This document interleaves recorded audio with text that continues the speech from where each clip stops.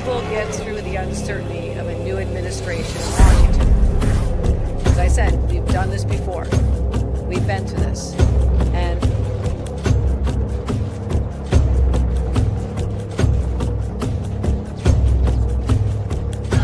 isn't necessarily the best place to start. In fact, I think our reverence for the truth might have become a bit of a distraction that is.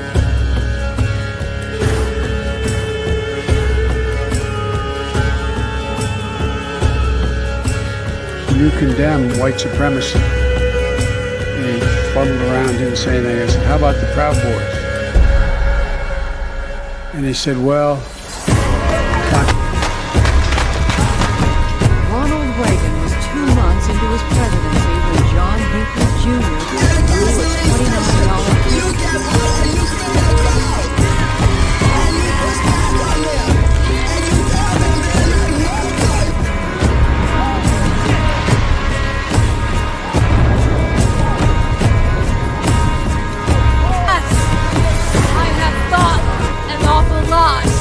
about blowing up the White House. If you want to really see something to say, take a look what happened. I want to take this message to talk to your viewers real quick about the story that the conversation we need to have now. The BOP is wasting lots of tax dollars in frivolous spending, and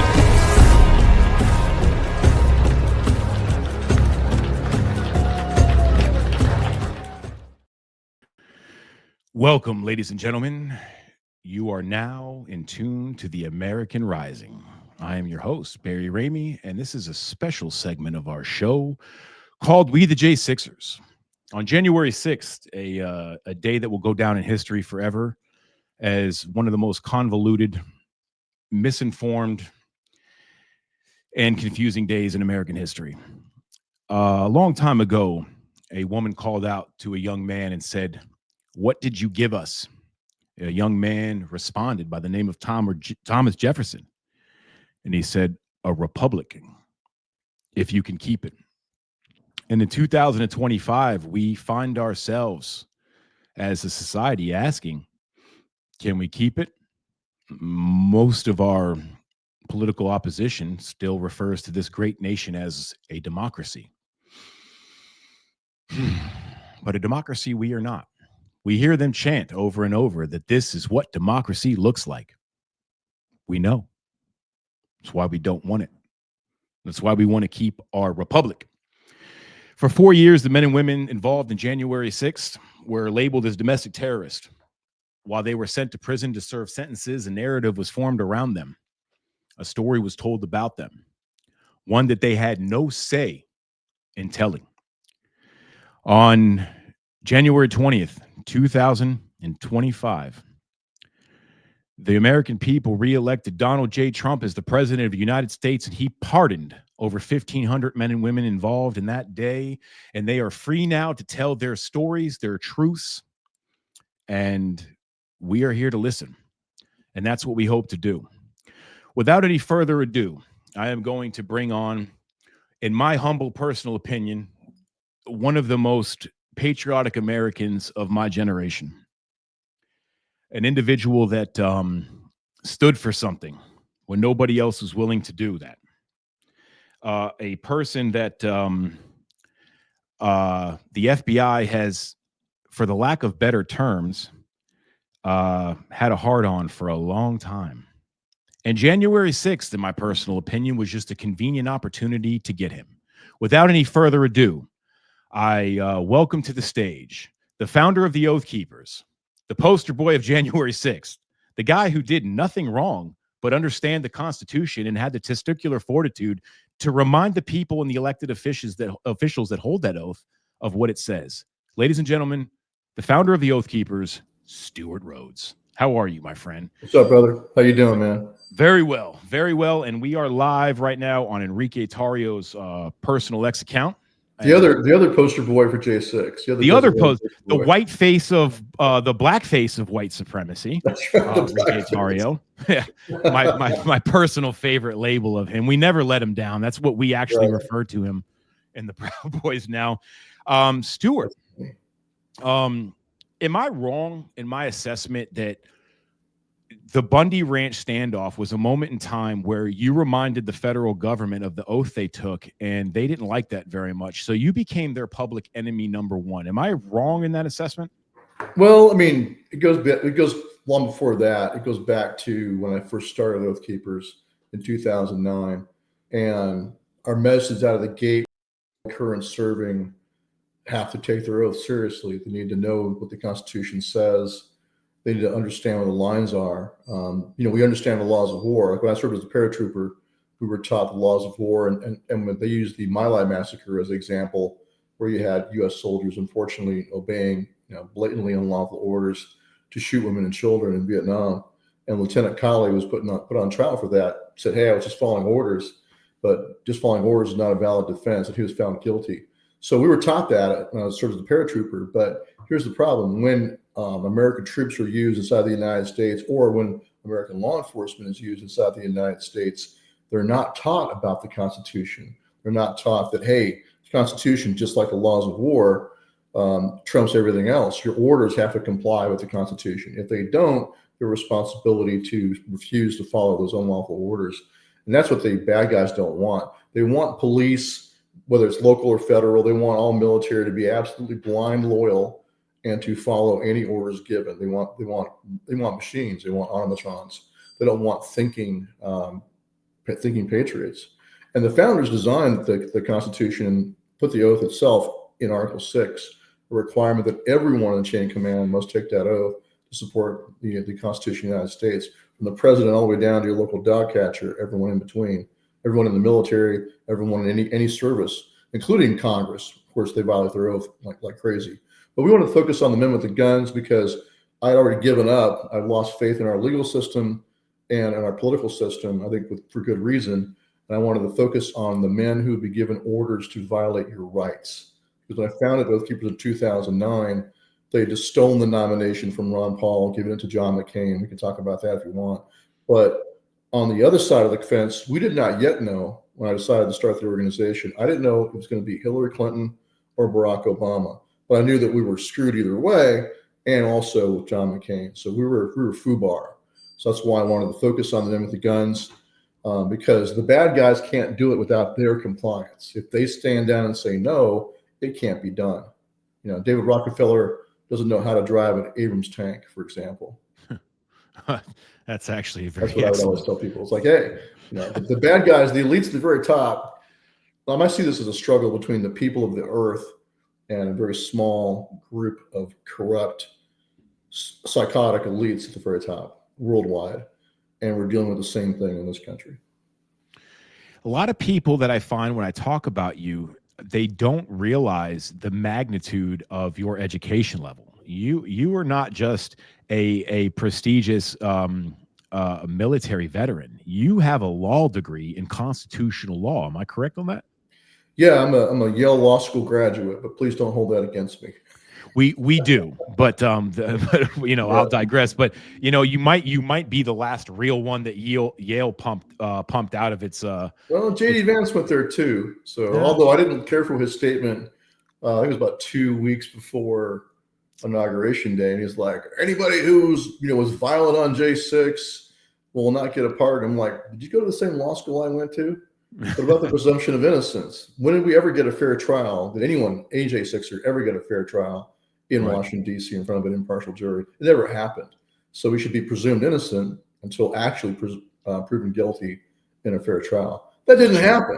So President Trump was absolutely right in pardoning everyone. And unfortunately, there were still 14 of us that did not get a pardon, but hopefully that'll be fixed soon. Can I present a theory that I personally have, and you being an actual attorney, someone that's extremely educated in law, correct me if maybe I'm completely wrong on this. The way I see it is, from the best of my understanding, once a pardon is issued, there are moves that can be taken by the prosecution and the Department of Justice to seal certain type of evidence and not release it to the public. I don't think that washes as a reason why. I think that's I think that's wishful thinking, and I know people want to find good news, but brother, as a recovering lawyer, that's what I call myself, kind of like being a recovering alcoholic, I can tell you that the most likely explanation, following Occam's razor, is a corrupt sack of shit attorney in President Trump's circle. That's Okay. what I think it probably is. Some Do you- weenie lawyer that told him, oh, those guys might actually have done something. It would look bad if you were to pardon them. And all that does is further the false narrative, because bad guys right now are using that. You got rhinos around the country that are using that to say, well, see, there really was something there, because they were not actually pardoned. They were only commuted. So they must be guilty. That's being used right now to hammer it against patriots around the country. But what if they want to be able to, I think a lot of Americans that are paying close attention see the Oath Keepers and the Proud Boys trial as one of the biggest, most corrupt, prosecutorial, misconducted trials ever in the history of this country. Agreed. And if they can pinpoint a moment or moments, because I'm sure there's multiple of them, where they can show the American public, do you see where they collaborated preemptively to frame these men? And they can show this. I think there might be some validity to keeping the cases open to be able to show the people in the meantime, followed by a pardon. Because I think a lot of Americans would agree to me, at least the ones that are on our side, the Oath Keepers and the Proud Boys are among, I hate using the word literally because it almost does nothing for it, because it is what it is. You guys are literally the most innocent ones in all of this. Well, I mean, in the sense that what? The sense that you never insulted anybody. You never planned anything. There was multiple lies told against you in your trial. You did nothing against the law or the Constitution. In fact, you went out of your way to follow it, and that can be proven. Yeah. And there's more, but let's just start with that. That's correct. But I would say the same for all. I would say the same for all J6ers. And like I said, even the guys that wanted to fight the cops that day, well, why did they fight the police? Because the cops were using excessive force against women and children, So absolutely, we know several good guys. We're talking to them personally. I know you know what I'm talking about. Yeah, that's what set them off.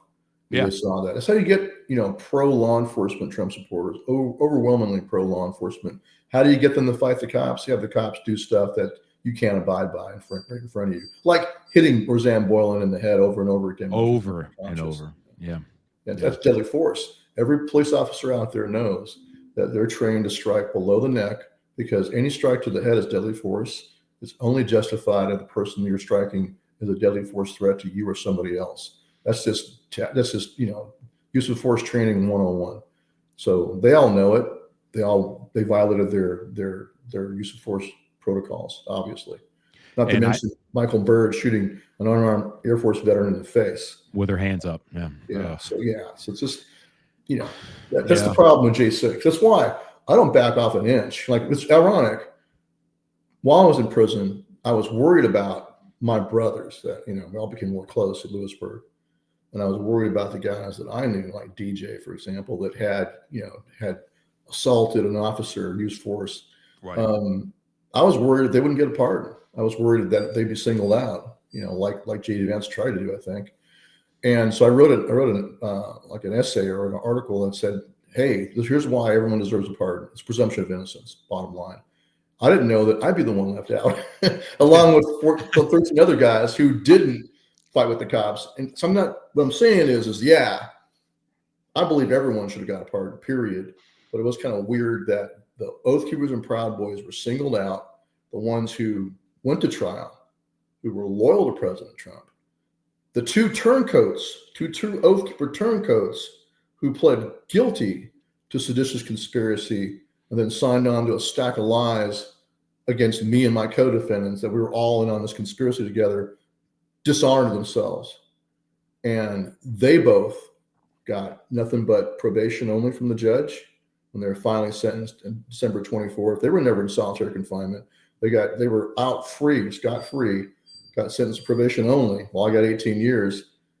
And then they got a pardon. President Trump was inaugurated. They were pardoned. So like I said, someone in the circles of President Trump has made sure that the two that were actually dishonorable and frankly traitors to their country and traitors to President Trump and the MAGA movement, they got a pardon. But those of us who were loyal and went to trial did not. That's why I say that there's a bad actor in there somewhere. That's my thinking. I did not know that. This is news to me. Yeah, I mean, Josh James and Todd Wilson, that's their names. And hey, I'm a Christian. I believe in redemption. They want to redeem themselves. They need to come forward and speak the truth that they were coerced into taking those deals, coerced into false confessions, and then coerced into false testimony against the rest of us.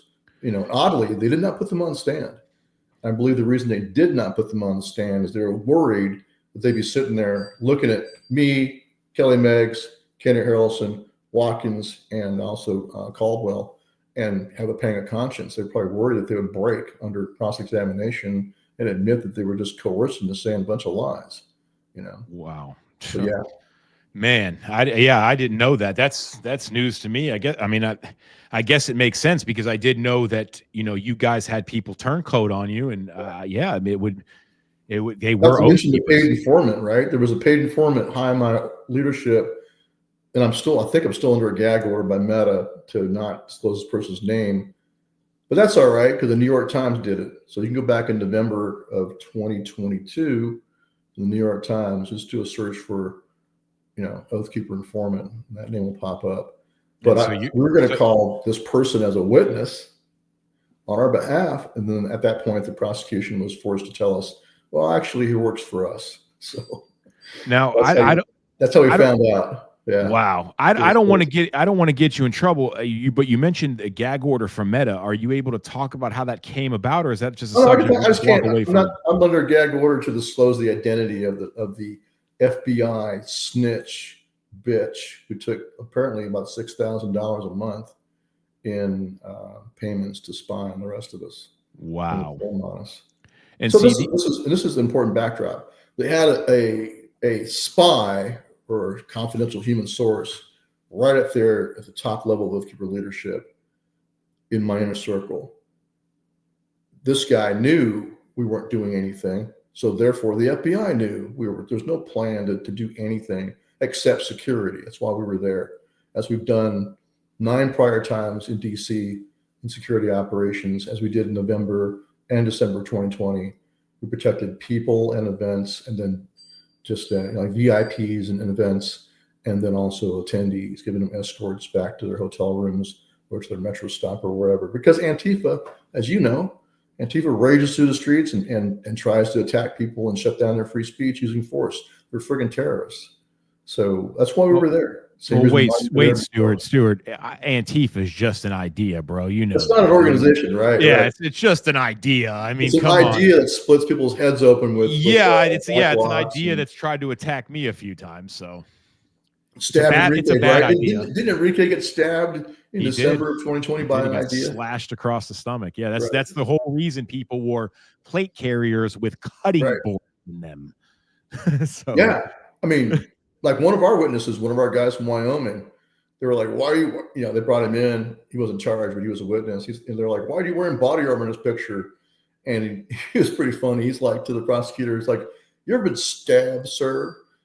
And the prosecutor's like, no. And he's like, I have, and it sucks. So that's why I was wearing, this is a big dude. He's like a friggin' Viking, he's like 6'8", but he still wears body armor because getting stabbed sucks. Yeah, it's terrible. I caught a little one in the face in jail, and it was terrible. I hated it. Did you? Okay. I did. Yeah, I did. Little. Put it this way, this might come as a surprise to some people, but one-on-one fights in jail are not fair. Really? Yeah. So if you start winning one, you might be likely to catch a little improvised that's the poking device in the face. Watch out for blades. So where'd you catch at? Where's it at? Right in the nose, man. Right here in the nose. It actually started over watching Tucker Carlson, so I call my scar Tucker Scarlson. That's my little buddy. That's kind of like your dueling scar, right? Like it's a reminder that be careful. Shit's no one's really getting better of it, and he pulled it out of where? Yeah, and it's funny because I managed to rip out a handful of his dreadlocks, and Scooter Jackson was trying to get one of his dreadlocks out of the garbage to make a bracelet out of it. So I thought that was kind of cool.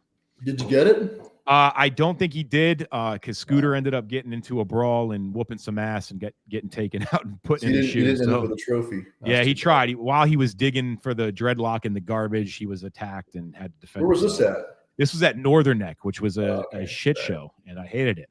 I did not go to Northern Neck, but from what I hear, it's like probably the worst place anyone was at, right? I witnessed this firsthand, and I'm sure there's some DC Gulag folks that will collaborate. The DC guys were at the end coming to Northern Neck through transfer, and they were dying to go back to DC after a couple of days. That says something, because DC is a shithole. DC is bad. Okay? Northern Neck is worse. Yeah. So if DC is a shithole, what's Northern Neck? Northern Neck is the bottom of the outhouse, or what? I would just call it Syria. Syria? Yeah, just call it Syria in the U.S. Northern Neck. Stewart, let me ask you this. Your trial, along with the Proud Boys, was probably the most expensive, longest, and most showcased trial in history, and that's saying something considering the 90s and OJ. Yeah. What would you say we could probably do a whole show and talk about the prosecutorial misconduct that you witnessed alone in your case. But let's talk about that. What did you notice being a Yale constitutional attorney, someone that understands not only the Constitution, but the laws and legislation that surround it? What would you say was the biggest eye-opening, most corrupt thing that this Department of Justice did in your case, along with January 6ers in total? Wow, where do I start? Yeah. I mean, first of all, holding us in solitary confinement. Like, I was in solitary confinement from the day of my arrest, January 13, 2022. It took them a year because I didn't go inside, unlike my co-defendants, and I didn't fight anybody outside, unlike other J6ers. So it took them a year to cook up false testimony. Those two guys that pled out, they had to go cook up crap. So I'm out. I mean, obviously, I hadn't attacked anybody or committed any insurrection in an entire year since J6, and yet they denied me pretrial release and I was in solitary confinement from day one. So solitary confinement the entire time, pre-trial, during my trial, and even after my trial. So after we were sentenced, me and Kelly Meggs were both thrown right into solitary confinement in DC jail, DC Gulag, just for the heck of it, for 6 more weeks. But I went over a year without direct sunlight over my head or my feet on the grass. Not until I came to Lewisburg with you guys. That was freaking awesome. The yard in Lewisburg was heaven after that. So that's one big thing. And the whole goal was to coerce us, to break you, make you lose hope, and then coerce you into a false confession and then false testimony. Like all the other guys, Kelly Meggs was directly offered that he could go home. All he had to do was sign a statement that said that Stewart Rhoads told me to lead my team inside. All he had to do was sign that, and he could have gone home. And to his honor, he did not do that. He refused. That's incredible. We all did the same thing. We all said no. But they sent us this nasty letter saying that, hey, we consider this conspiracy. I'm in solitary confinement. I get the letter from the prosecutors. We consider seditious conspiracy the same as treason. Therefore, we're going to ask the judge for life in prison. And you have 10 days or 2 weeks or whatever it was to make a deal. To make a deal with us. And so I just wadded that piece of crap up and threw it in the toilet where it belonged. So, yeah. And my other co-defendants felt the same way. We're not going to do that. But those two guys did. So that's what they did to them. They threatened with life in prison, and they broke, and they signed on and disarmed themselves. So they committed the sin of bearing false witness and the crime of perjury. When you make a perjured statement and you say, you sign it, that's perjury right there. This is the problem. Is this system that is not new. This system has been doing exactly that. Prosecutors across the country at the federal level, feds are really bad. Like Sidney Powell wrote a whole book about it called License to Lie, about how they lie their asses off, put people in prison. But it also happens in state court and local courts too. I've seen it. I was a small town defense attorney in Montana. I saw it. You get witnesses up there that are obviously being coached to lie. Look at the Karen Reed trial going on right now. Look at the girlfriend of the cop that died in the snow because probably some other cop killed him, most likely. But they're going to blame it on her because that's the scapegoat. And they don't care. They don't care about the truth. They don't care about justice at all. And an oath of the prosecutors, or their ethical oath, is to do justice. That's their ethical obligation. But they don't. They don't defend the Constitution. They don't keep the oath they swore when they came in, especially to be a prosecutor. They're certainly not defending the Constitution when they violate our rights, and they certainly don't act ethically either. So they're committing crimes. And all across the country, prosecutors are allowed to commit crimes. I'm sure you went to prison with a lot of guys that were in there for either ghost guns or ghost drugs, right? Yes. Yeah. And it is, I believe, not to get off topic, but I do believe that should be, in my humble opinion, the mission of the January Sixers. Yeah. One of our big ones. Yes. Yes. I agree. I believe God put us in a position to witness what a lot of people have been saying for a long time, that unfortunately America was not paying attention to. Right. The federal system, the prison system is corrupt as hell. The Department of Justice is corrupt as hell. They're not joking when they say they can indict a ham sandwich, as ridiculous as that statement is. Yep. They can. And Yeah. I think the Oath Keepers, the Proud Boys, and every J6ers got a taste of what it's like to be a ham sandwich in North America. Yeah, exactly right. And that's true in the normal course, because grand juries, you don't know what's happening. You're not there. None of your witnesses are there. Your lawyer's not there.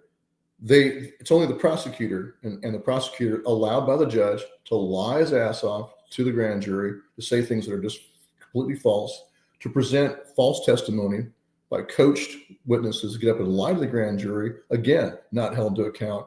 So it's just like it's a system of lies, a lie factory. And you don't know you're already in the factory. You're already on the conveyor belt on the way that ends in a prison cell. That's what you're already on. You just don't know it yet. Sure. Because they put you on there without you knowing it, and you're not there to look at what's going on with that widget that's you going down the conveyor belt. The prosecutor guides you along that process. The friggin' grand juries are treated like mushrooms, kept in the dark and fed bullshit. You don't have a chance to confront your accusers at all in the grand jury. It's a complete joke. So you don't know until you're indicted. And now you're faced with, like President Trump said in the Meet the Press interview, he said, I know the system, because he does now. He says, it's a nasty system. A guy's offered 2 years or 30 years. 2 years if you take the deal and plead guilty, or you can go to trial and we're going to get you for 30 years in prison. So the guy takes the deal. He pleads guilty to something he did not do, and then he agrees to cooperate, which means test a lie against somebody else most often, So that's reality. Yeah. It's a revolving door. And to touch on something that you just brought up was the ghost guns and the ghost dope. I had a cellmate. He was, at one point in his life, he was dealing methamphetamines in the state of Texas. He had long since quit. Somebody he used to deal to got caught, implicated him in his testimony to the DEA. Right. Said that he was buying over 3-year process, was buying a substantial amount of methamphetamines with this guy who quit dealing years ago. And they added all this alleged buys from this ghost guy, and they tallied it up and told the judge that this guy was responsible for $1 billion in meth sales. He's a kingpin, right? Never found him with anything. They never Right. found him with not a drop, nothing. Yep. And he's indicted. He got sentenced to 10 years in federal prison.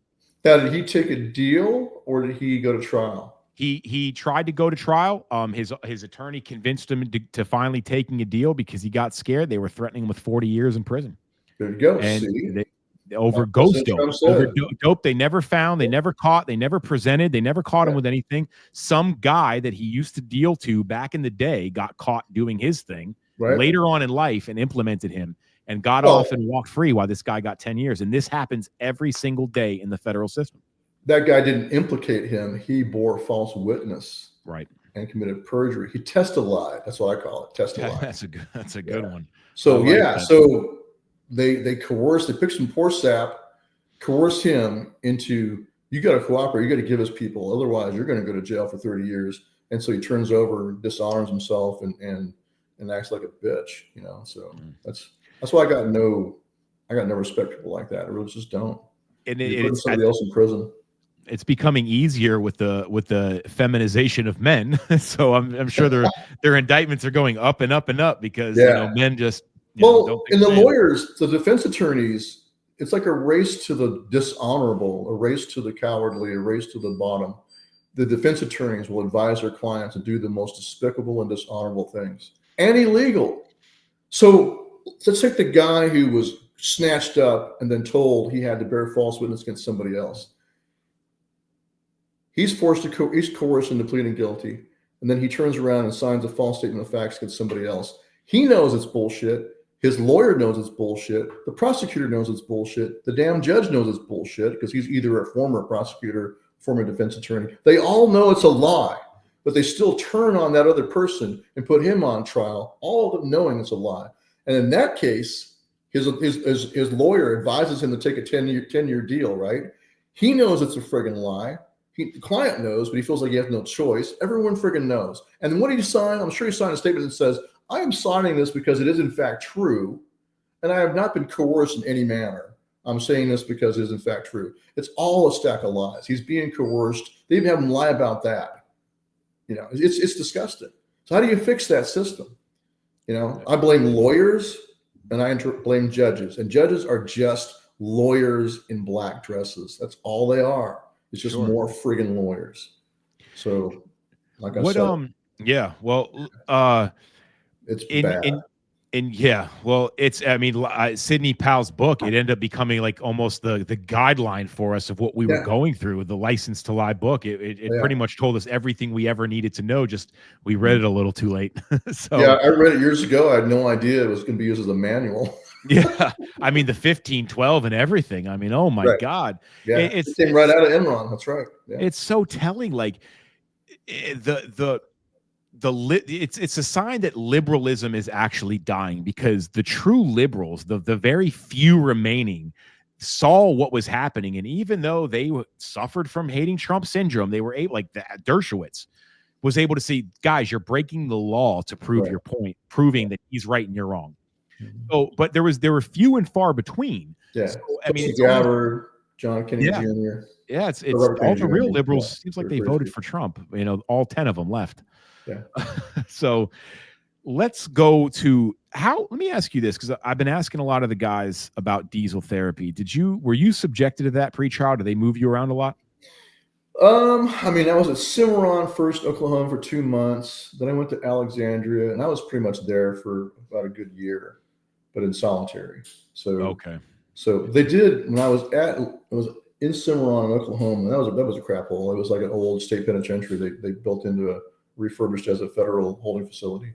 That's the one at the airport. They flew me twice back east. I thought I was being, flown back east, and then they brought me back. It was a little kind of weird. I'm on the plane, then I bring all the way back again. So there was that. I'm not sure if that was intentional or not. But then they put me at Alexandria, and that's where Joe Biggs wound up, Dominic Cazzola, and then also I was there too. That's right. I was there. That's where I first met you. Yeah. Yep. So we wound up there. So I didn't get the diesel therapy other guys got, but they just kept me, away from everybody else. They didn't want me. Here's one thing. I'm a Yale Law graduate, right?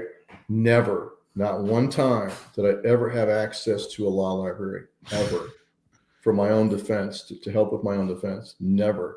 The excuse, that's why I was at Alexandria. The excuse there was, the COVID, our law library was shut down because of COVID-19. It's just not open back up again. So I'm just SOL, no access to any ability to go look up case law.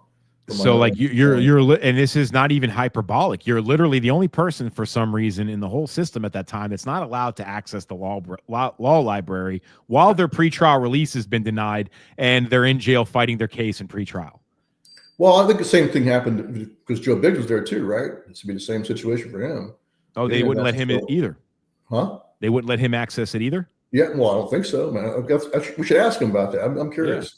Because Dominic Pizzola was there, Enrique Tari was there, and Joe Biggs was there. And you were too. Did you get a law library access when you were I never even tried to access it. Okay. My lawyer was handling it. I at that point I had full faith in her. I doubted her at first, but she just continued to destroy and deliver. So I just threw it in the air and gave it to God. Fortunately she did a bang up job. So who was your lawyer? Farhina Siddiqui out of I think she was Alexandria. She's out of Alexandria. Liberal but constitutionalist, and I was the first case to beat the 111Bs and have them reduced to 111As under the law because she fought for it and went to war. A deadly weapon, right? Yeah, exactly. Right. And so fortunately, a lot of other cases were able to use my case because she had the testicular fortitude. you know, and not to toot my own horn, but so did I, to go to trial. I did a bench trial and said, fuck this, you know, whatever. You throw me in prison forever anyways, so let's roll those dice, you know? Yeah, understood. I mean, look, I want to make it clear that I don't blame guys that took a plea deal, right, like for whatever. Not at all. They're not any less of a patriotic than us, man. They are just as important. Yeah, I'm going to make that very clear. Yes. It's the guys that helped or tried to help put other men in prison I have a problem with. Oh yeah, 100%. You know. Yeah, I just want to retouch on what you just said, because it's super important to the J6ers out there, the men and women that took a plea. Nobody, even the standard person going through the judicial system, was not subjected to the pressure that you were put under. You did what was best for you in your case, and you are not any less patriotic than anybody else, and you are very valid in this, and I'm very proud of you. And so just yes, your plight was extremely valid and not any easier because you took a plea. That's for sure. Amen. Except for the guys that took a plea for seditious conspiracy. I'll draw that line there. Yeah, no one's talking to you guys. We know who you are. If you agree to say that, yes, I was involved in a seditious conspiracy with other oath keepers, for example, or Proud Boys, then what you're doing is helping to further the false narrative. Sure, willingly doing it. And I'll draw the line at that one. But oh no, 100%. I guess I got to think about what happened to us. Yeah. I'll tell you, it was a breath of fresh air at Lewisburg, man. You know, just to be treated like a normal prisoner, which still sucks, but that's all we were ever asking for. But hey, man, like I said, being able to walk outside for the first time in over a year and take my shoes off, my feet on the grass, and then look up at an open sky for the first time in a friggin' year was a big deal. And that should show people how bad the system this country really has. It's bad. Oh yeah. I have a pretty fond memory of Lewisburg. It was me and you walking around the track, and we're just talking about politics and fucking shit. And they have a gun range for the officers off the property, but you can hear them practicing and target practicing. And I remember we were walking around and you heard the pop, pop, pop, and you instantly turned around as if you had a sidearm. Your automatic amygdala hijack was just to turn around and take guard. As soon as you realized that this was not a threat, you went right back into character and continued the conversation. And see, muscle memory. Yeah. Men can tell when people are faking it. Like that was not fake. That was a real amygdala hijack of years of fight and flight, like, you know, processes in your brain. I was going for my took over. Going for my pistol, yeah. It was an awesome. I did not have. Yeah, but my ghost gun. I was going for my ghost gun. And that's why you got 18 years, buddy. That ghost gun in Lewisburg. That's funny. I forgot about that. Yeah, that was a good moment. That's another reason why we got to get pardons, man. Because like me and Dominic and Joe, Joe's an airborne veteran. Dominic was Marine Corps, and then you got Kenny Harrelson also. Zach as well. Zach Real. Our disability payments and our veterans benefits, so that you've earned. So it's really kind of a weird experience to be. I mean, already getting hammered, right? So now we're in solitary confinement, just been convicted of seditious conspiracy, which is complete nonsense. Like that's like the most ridiculous insurrection in world history, where we were left all our guns in our hotel room. Yeah, and fuck. I was almost going to catch myself and say, I wish the liberals would just look at the facts. But by the time I even thought the fucking sentence that I was about to say, hey, they can't tell you what a woman is. Woman is, their capacity to reason and even acknowledge reality in front of their face has been destroyed. I think we're up to like 87 genders now. Before I want to take a moment real quick to put this out, and I'm going to say this a couple times. I always, when we, the J6ers.com, we interview the J6ers, these men and women are rebuilding their lives. This goes 52 times over for Stewart Rhoads. Stewart Rhoads is a veteran that served this nation honorably with dignity and integrity. Right now, his benefits have been taken. He has not been pardoned. He's been commuted. His life is in shambles. He's being doxxed. He's being targeted. His X account is being suspended. Every means for rebuilding his life have been taken from him. They are preventing him from getting back on his feet. I do believe humbly that we, the people, have a patriotic responsibility to take care of our own. And let me give you a point on that. We just witnessed the Democrats fly to El Salvador to have margaritas with an MS-13 wife-beating gang member, while conservative Republicans here in America are afraid to even be in a photo with J6ers because they're spineless. But I digress. My point is, ladies and gentlemen, Stewart Rhoads is a patriotic American that has served this country, that loved this nation before January 6th, as he stood for property being usurped by the FBI and stood his ground on behalf of the Constitution and reminded the federal government of what it says by remembering that he took an oath and he refused to not keep it. Ladies and gentlemen, I'm going to take a moment to ask you to go to givesendgo.com. You see it at the bottom /GAF5B, givesendgo.com /GAF5B. You see it at the bottom of the screen. If it's $1 or $5,000, whatever you can do, Stewart Rhoads is a patriotic American who the left has taken taken full force against to stop this man from being a productive citizen. I'm highly encourage you to help this man out. The left will fly to fucking El Salvador. We have a moral obligation to support our patriots, so please do so. Stewart, moving on. Appreciate that, brother. But I would also encourage all of us J6ers are rebuilding our lives. And some of us are hit harder than others, but we're all rebuilding. And so I would encourage people to, donate to all the J6ers. And I do believe you should donate directly to their Give Send Goes. Yeah, 100%. You know for a fact that they're getting the money, and just avoid any possible scams out there. Absolutely. On WeTheJ6ers.com, we do not have a WeTheJ6ers.com fund. All of the people on that site, their profile, you click directly on their profile, that money goes directly to them. So, it is very important. These guys and women have had their lives destroyed by the Biden administration and the corrupt DOJ. That is not a conspiracy. This is happening, and they're still living it. Joe Biggs just tried to buy a house, and the realtor, after approving him, just learned who he was and took that ability to buy a home from him based on who he was. This is something that all of us are dealing with, and like Stewart said, some more than others. That's a violation of equal protection of the laws and common carrier. He has a good lawsuit on that one. Good. You can't have the if you've been set free.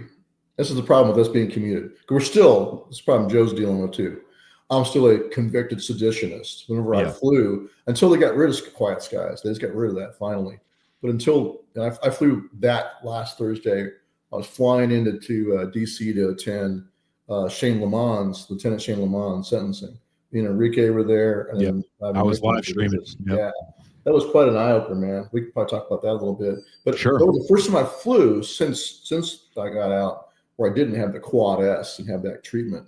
So it was kind of nice. It's refreshing that Chrissy Noem got rid of the Quiet Skies program because it was used exclusively to target the political right. Yep. Versus, the Biden regime started. So yeah. We're still convicted seditionists, so it's still, the taint is still there, And that has to end. I mean, and that's the main project. A lot of people are just finding this out. The WeTheJ6ers.com, we're not trying to tell the J6 stories to gain sympathy.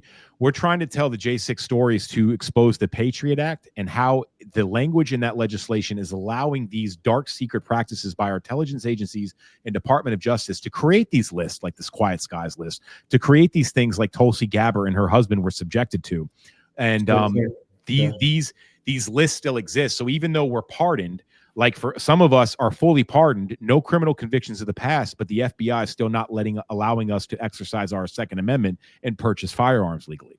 Oh, you get dinged when you do purchase? I have not tried yet, but the case, from what I've been told, and my lawyer's watching this from a bird's eye view, the FBI agent on your case has to remove you from what's called the NICS list.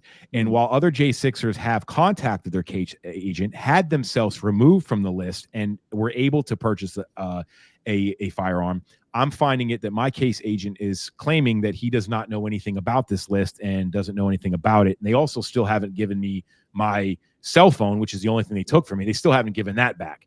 So, it is what it is. I don't even want the damn cell phone. I just don't want them to have it. I'm going to give it away to someone who needs it.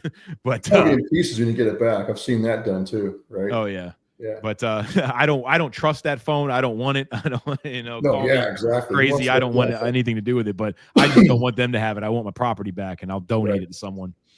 What it you were in a unique situation, as all of us were, that we were around each other. We were very intimately confined. We got to see each other's cases. Did you witness anything that was consistently being done that was nefarious by the Department of Justice, that was indicative to all of our cases? Yeah, What would you? intimidation of witnesses, prosecution of witnesses. That's what happened to Shane Lamont. That's why we were there at his sentencing, because he was prosecuted for obstruction of justice and lying to federal agents. But they only decided to do that because he was going to go testify for the Proud Boys trial. Mm-hmm. So that's when they hammered him and threatened him. They actually told him, "Hey, if you testify, we're going to indict you." They went ahead and indicted him anyway, and that shut him up. Same thing happened to us. Kelly Sorrell, our general counsel for Oath Keepers, had given like a 6 or 8 hours of testimony to the J6 Select Committee, but then she was happy to come testify for us. But then as soon as we announced that she was going to be one of our witnesses, bam, they indicted her. And then after that, she clammed up and pled the fifth. And then other witnesses we had that were, like Dario Quina, who was right there with me and Kelly Sorrell on J6, guy from Florida, good man. But when he came in with his lawyer, here we go with lawyers again, right? His lawyer advised him, took the stand, pled the fifth, wouldn't say another word, and got up and walked out, even though he was right there with us and could have testified that, oh no, they were eating chicken wings and watching President Trump's speech, wasn't even paying attention to the Capitol until they got a phone call that Trump supporters were fighting with the cops and they wanted to go. We went down there to make sure our guys didn't get in trouble. That's why I went down to the Capitol. I wanted to make sure that our team that I knew were coming from the Ellipse, escorting VIPs and speakers to the next event, which is going to be Al Alexander's event right outside the East Capitol doors. That's where the event was supposed to take place. I just want to make sure that they didn't get wrapped up in whatever was going on down below on the west side. I didn't know what was really going on there, but I knew that there were some folks getting in scuffles with the cops. So that's why we went to the Capitol. So I'm standing outside, trying to find my guys, trying to connect with Kelly on the phone, do my best to connect with Whip, Michael Green, our operations leader. And then that's pretty much it. That's what I was doing that day. But they spun that as, oh, he was a general, organizing his troops and ordering his troops inside the Capitol. And like I said, it's the most ridiculous citizen conspiracy in world history. So I had Jeremy Brown, who's a Special Forces retired Oath Keeper from Florida. You probably know Jeremy, right? Mm-hmm. So he was there, but at that moment, he was escorting an old lady back to her hotel room because she was one of the I think the mother of one of the speakers for Al Alexander's event. And she was just worn out. So he just escorted back to her hotel room. And then Michael Green, who's a sapper, an explosive expert in the Army and like a triple canopy contractor, really highly well-trained military contractor with multiple deployments for the State Department. He was there too. How come I didn't send those two guys? If I was actually plotting to overthrow democracy or whatever, I would have sent my two most experienced warriors into the Capitol, right? Sure. My Special Forces combat vet and my explosives combat vet, and then I had him cook up a bunch of IEDs and car bombs, and we would have brought rifles, but we didn't do any of that. So instead, unarmed, Kelly Meggs, the auto car dealer, great guy, but he's not Jeremy Brown, but he goes in the Capitol. That's who I would pick to lead my team in. So it's just complete garbage. Kelly Meggs and his guys went in because they got sandwiched in there along with the rest of the crowd when the doors were opened by somebody else from the inside. They went in I think it was 20 minutes after Congress had already recessed. So they didn't lead anything. They didn't breach anything. They just walked in through doors along with a bunch of other people. And when they were inside, they actually helped police. It was a little bit different. And they wouldn't allow, correct me if I'm wrong, they wouldn't allow the footage that showed Kelly helping the police. They wouldn't allow that in. Well, they what they did is look with Harry Dunn. And there's cameras all over that place. Don't tell me there's not footage of them standing in front of Harry Dunn with their backs to him. Because what they saw is Harry Dunn's a huge black police officer, about 6'8", 380 pounds probably. But I'm just, pretty sure he may have a vagina. I don't know. I'm just speculating. I'm just speculation. Go on. But if it's probably pretty large because he's a big guy. Oh yeah. Well, yeah. So, but he was, put it this way, he was losing his shit that day. Mm-hmm. He was losing his cool. screaming at people, threatening to kill people. It's on video, threatening to kill people. I'll take all you MFers with me, all this kind of stuff. So our guys saw that, like Kenny Harrelson, Army vet, and they're like, hey, this guy's going to lose it. And he's like going to probably open fire on these Trump supporters. So they got in between, put their backs to Harry Dunn, the officer, face the Trump supporters, put their hands out, and just kind of dial things back. I mean, the Trump supporters weren't going to attack Harry Dunn anyway, but he probably thought they were. Sure. So they just dialed it all back, made it very clear that he's safe. Don't worry, Harry, we got you. And avoided him probably unloading his magazine on those people. That's what I worry about. But it could have been pretty horrible, I mean, you've got your enough. So you've got your guys in the Capitol protecting police officers. You deliberately leave any firearms in the state of Virginia because that's what the law says. Right. Yeah. Sounds pretty domestic terroristy to me, Stewart. And then so the footage that would have shown our guys magically disappeared. Like that wasn't shown to the jury. You can see a video blogger coming by. He's like swooping across, and then bloop, goes black. Then it comes back on when he's back in the gallery with all the statues. So you and I actually had the same appellate attorney, Elizabeth Best. Okay. While I was in FCI Miami, I would ask her, how you're doing, what's going on. I didn't know that. Okay, that's cool. She would just, he's doing okay. I never give me any details. It's rightfully so, client privilege and all that. But I would ask her, and when the news came out about the officer that lied, that said he was in the area, witnessed everything, and then footage came out after the fact that he was nowhere in the area. Right. What was that officer's name? You want to talk about that was Officer Lazarus. And actually both Harry Dunn and Lazarus lied on the stand, because Harry Dunn lied. First of all, in his first 302, the first interview with the FBI, he admitted the Oath Keepers helped him. By the time he took the stand, though, it turned into, that was some other group of guys dressed like that. I was confused. It wasn't really the Oath Keepers. It was some other yet to be identified mystery men that helped me. The Oath Keepers were hostile. And then he says, and Lazarus was with me. Officer Lazarus saw them being hostile. That's what Harry Dunn said on the stand. Then they bring out Lazarus and say, yeah, I was right there with Harry Dunn. We were there together. And I saw the Oath Keepers being hostile and threatening to Harry Dunn. They weren't helping him. They were threatening him. And then, like you said, Steve Baker later from Blaze Media finds a video of Officer Lazarus at that moment under the Senate buildings, in the tunnels under the Senate. That's where he really was. So both of them are caught red-handed committing perjury, lying on the stand. So they should be prosecuted for perjury. It's an open and shut case. And then they can turn on the prosecutors who suborn their perjury, who coach them to test a lie. That's what should happen. I don't know why it's not happening yet. So I don't know. I still have faith. I really do. I think that scenario that we just talked about Harry Dunn and Lazarus lying, that's just one of, as you know, more better than anybody, that's just one example of many examples of prosecutorial misconduct.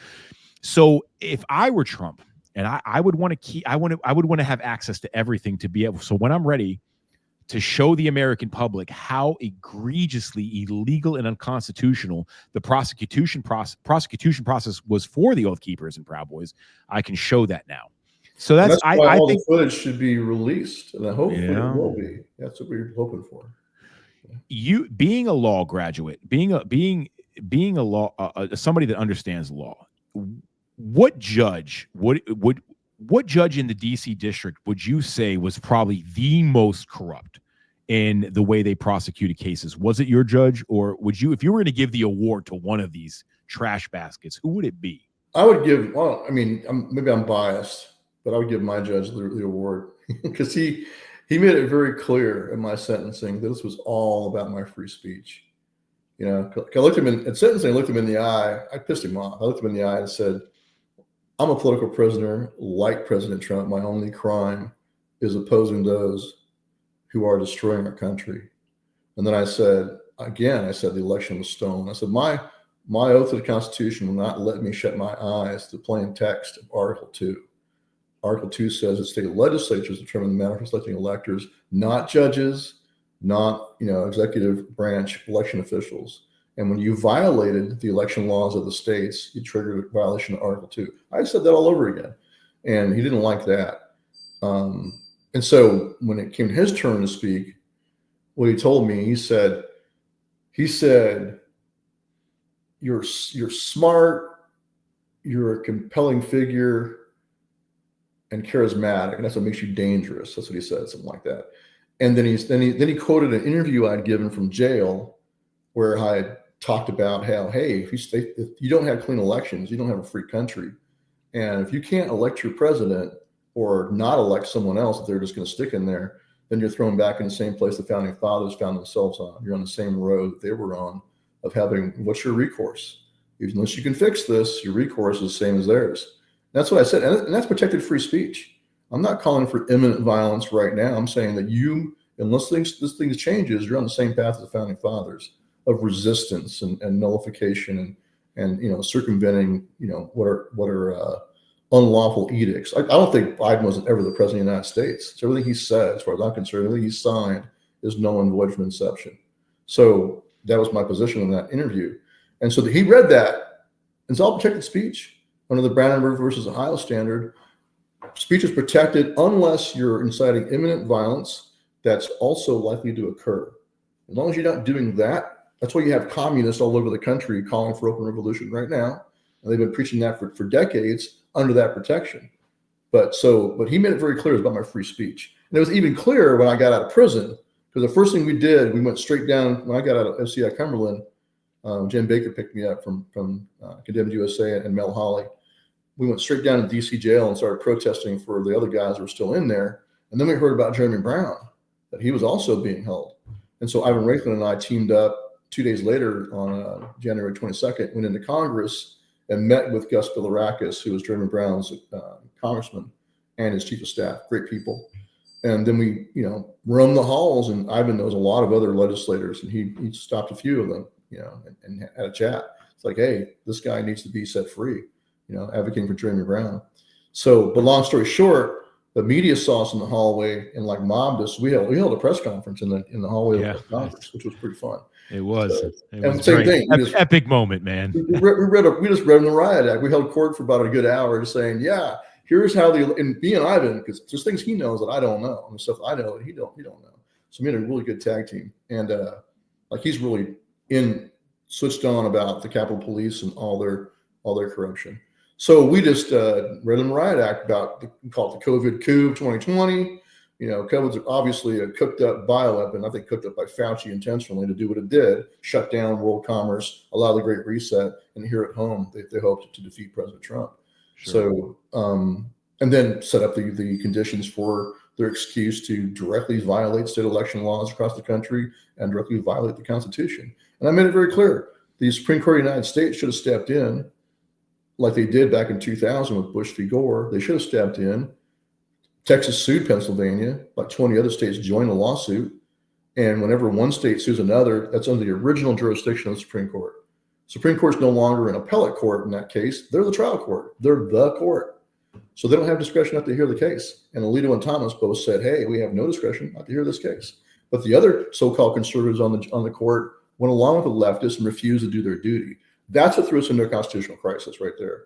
So I just pointed that out. I don't have to prove fraud. I know that they directly violated state election law, and I know that triggered a violation of Article 2 of the Constitution. They're illegal and unconstitutional, period. So we don't back down, and President Trump has never backed down either, to his credit.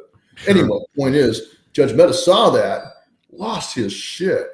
On Friday the 24th, he issued an order that myself and all of my commuted co-defendants, Kelly Meggs, Harrelson, Watkins, Caldwell, could not be in Washington, D.C. or in the Capitol without his express permission. I saw that. But then Ed Martin stepped up and slapped him on the dick basically and said, hey, what do you think you're doing? You can't discriminate against their free speech just because you don't like their speech. You can't exclude them from the Capitol. They have a right to be there like any other American. So far, I am loving Ed Martin. Yeah, I like Ed Martin a lot. Liking him, loving the guy, man. That told me a lot about him. And then he also said, and by the way, you're not respecting President Trump's intent. When he commuted these men's sentences, his intent was that they be no longer under any restriction on their travel or their free speech and assembly.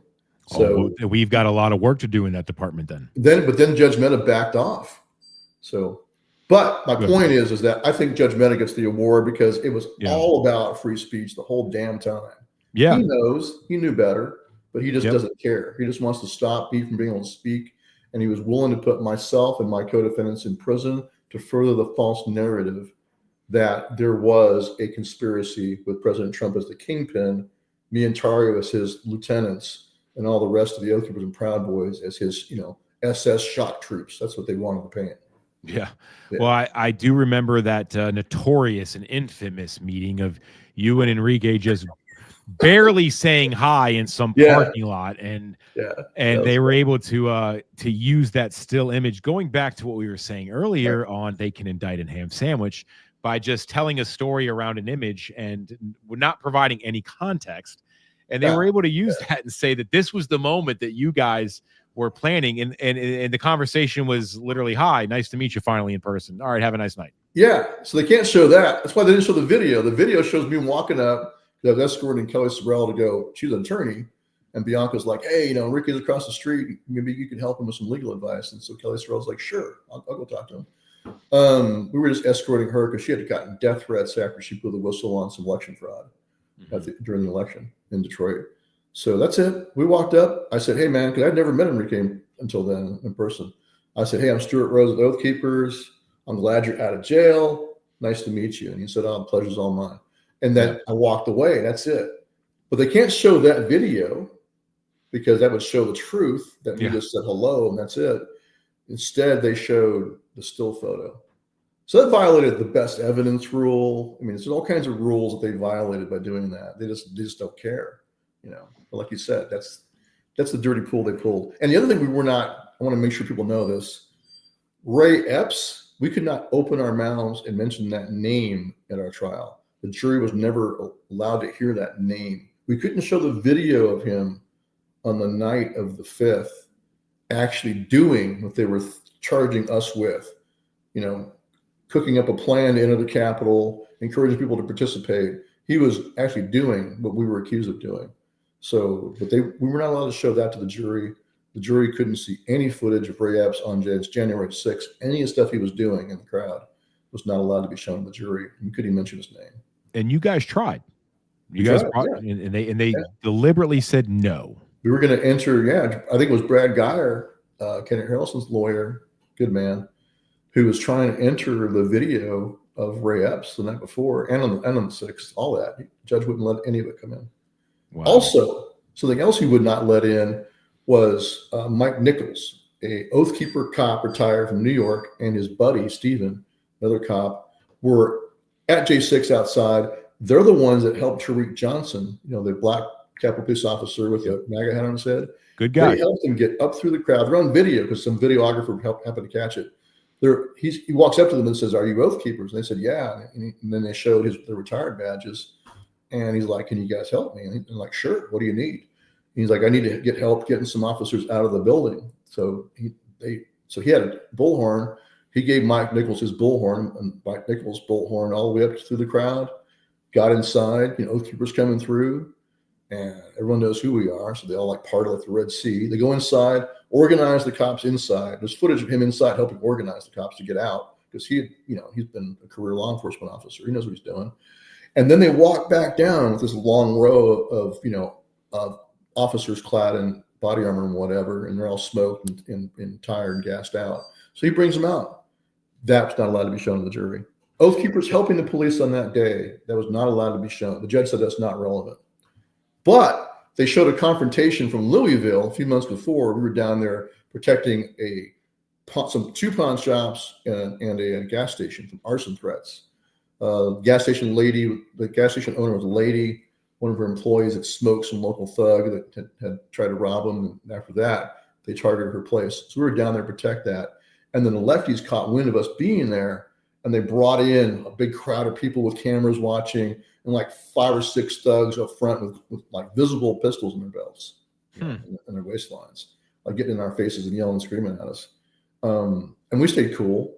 Kelly Meggs was there, Kenny Harrelson was there, a bunch of our guys. They were all cool as cucumbers. Watkins was there, cool as a cucumber. None of us did anything that's There was no excessive force, no losing of anyone's cool. We're all good to go. But they showed that because they had some lefties saying, and look at this. Oh, these young men here are willing to die. And these oath keepers are coming in here. And their presence is leading to, potential for one of these young men to feel like he has no choice but to take action and then wind up being killed. This kind of crap. So they showed that. The judge thought that was somehow relevant to our trial from August of 2020. But actions on J6 by a good guy cop helping the police in the Capitol, that's not relevant. Yeah. The cherry picking was just. So Judge Mehta is pretty bad. He's like one of the worst judges I've ever seen in my life. Yeah. And he's still active. He's still active. Let me ask you, Stewart. Yeah.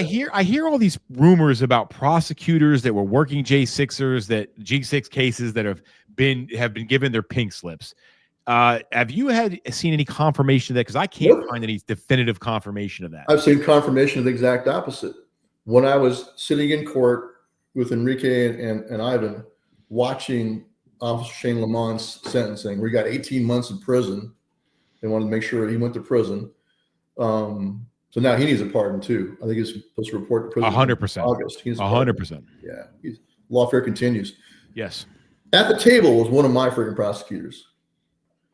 I can't remember the guy's name, just a piece of junk. But also Jeffrey Nestler, one of my lead prosecutors, walks in and talks to his buddy and is sitting there in the front row, right in front of us, watching this sentencing. So neither one of those two have been fired. So, yeah. So I got confirmation right there. It was really kind of a weird experience to watch these two prosecutors. They're just driving on like nothing's changed. They are acting as if the Biden regime continues on to this day. They're still persecuting people for J6. That's what Shane Lamont was being persecuted for. 100% to testify. 100%. And I try not to be. I want to be surrounded by facts. I want to talk about facts. I want to be known for talking about facts. Yeah. So I'm not a conspiratorial person, but I think it begs the question, the investigation. I don't know if anybody's ever really dug into it. Or are we just accepting the narrative that the two Capitol police officers that allegedly committed, suicide? What was their story? What were they going to tell? Were they going to be another Mike Fanone, or were they going to be a Tariq? Tarek. His name's Tarek. I found that out. Johnson. Yeah. Were they going to be a patriot like him and tell the truth? We don't know. But it's so weird that these two different Capitol police officers that had a story to tell committed suicide. Yeah, that'd be a great investigation. It'd be wonderful if the FBI under Patel and Bongino would actually investigate those deaths. Well, yeah, that's the thing is we do have an administration change. So I think, it'll be all telling if the FBI is out there still saving the world from pro-life activists, Well, from all indications, they will be, because as far as I know, none of the FBI agents that persecuted any of us have been fired. Wonderful. In fact, Jensen, the lead persecutor, you could look at him as the head persecutor. Over all the other FBI agents, that whole task force, he got promoted by Patel. Oh. So I think that tells us everything we need to know. And Patel explained it away by saying, well, Jensen questioned his bosses and questioned why he was being told to do these things, but you could only push back so far without losing your job. That was Patel's excuse for why he's not only not fired, he's also promoted. Well, then what do we say about Kyle Seraphin and Stephen Friend? Those are actual oath keepers, small case. Those are actual men that honor their oath. Yeah. They refused to go along with it, and that's why they were fired. These other ones just followed orders, because that was not my oath. My oath was not, I'm going to defend the Constitution unless I might lose my job, in which case, I'll violate it all day long, every day for what, 4 friggin' years? All these agents violated our rights. They know what they were doing. Intimidated witnesses, prosecuted witnesses, hid evidence, lied on the stand. So no, they all should be fired. And the fact that they're not being fired tells me an awful lot. So no, I don't feel very good about the future at this moment unless that changes. So I mean, look, they told us, you wanted them to investigate these suicides, right? Mm-hmm. Possibility of them being suicided. They won't even investigate the Butler shooting.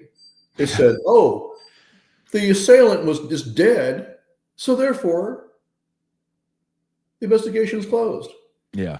Like, okay, Yeah. so the Patsy's dead, the kid's dead, but what about all the other potential co-conspirators that made sure he went up the roof line that was being blocked by trees so that the Secret Service snipers could not see him, who made sure that he posted up exactly over the top of the local SWAT team snipers who were inside the building. Someone told them to stay inside the building for some reason, but the Secret Service snipers knew that that's the building where the local police snipers are.